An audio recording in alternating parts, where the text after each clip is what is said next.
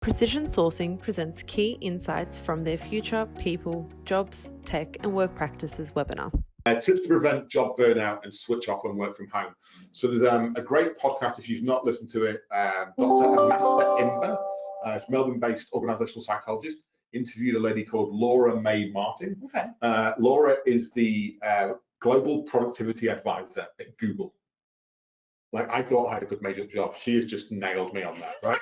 Like, it's not a job, bless. But one of the things, she does an amazing podcast. One of the things in there is there's a scientific behavior that we have. Okay. When you physically enter an office, right? So when you arrive, you've got certain clothes you wear to work.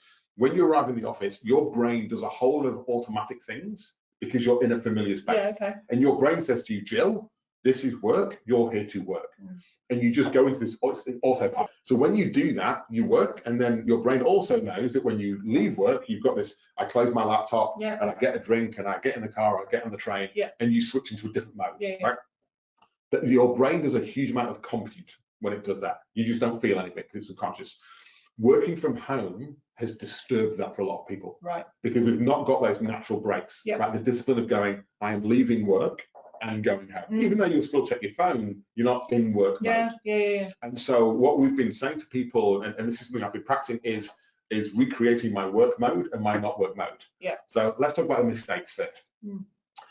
First time working from home, I'm like, got a meeting at 8:30. I'll set my alarm for 8:29. Roll out of bed. Roll out of bed, Well and I'm like, well, I saved myself a lot of time. But I wasn't present in those meetings. I didn't enjoy them. I was grumpy. And similarly, end of day, I kind of slow down and do a little bit less. But my home office is in my lounge. I'd be sat there, I have an idea, and I'd go back to my laptop, right? And I'm like, okay, this is not good because I think I'm probably working longer hours. I just don't feel as effective. Yeah. I wasn't in the zone or out of the zone. I was like busy doing stuff. And so I flipped it and said, right, what's my morning routine? Right, so I give myself a minimum of half an hour before my first meeting. It could be to go out and get a coffee, gets me in the zone, right? Yeah, okay. It could be simple things like literally showering, cleaning my teeth and getting dressed as if I'm going to work, right? Because I still love seeing people in their pajamas when we chat, but I'm like, the notion of me of getting dressed for work gets my brain into the position, right?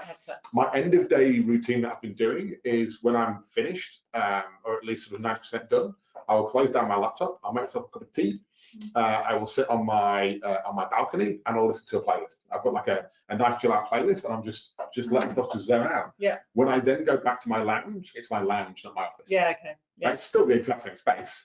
So you're kind of consciously creating these boundaries. Just doing the switch. So you can separate from work and work and home. Yeah. And then the other hack that I did is I've changed one meeting a day from Zoom to call. I put my headset in and I walk and talk. Yeah, nice. Just to give my brain a chance to relax from the fatigue of screen. Yeah. I get some fresh air, I get some vitamin D, I get some exercise, and I'm done.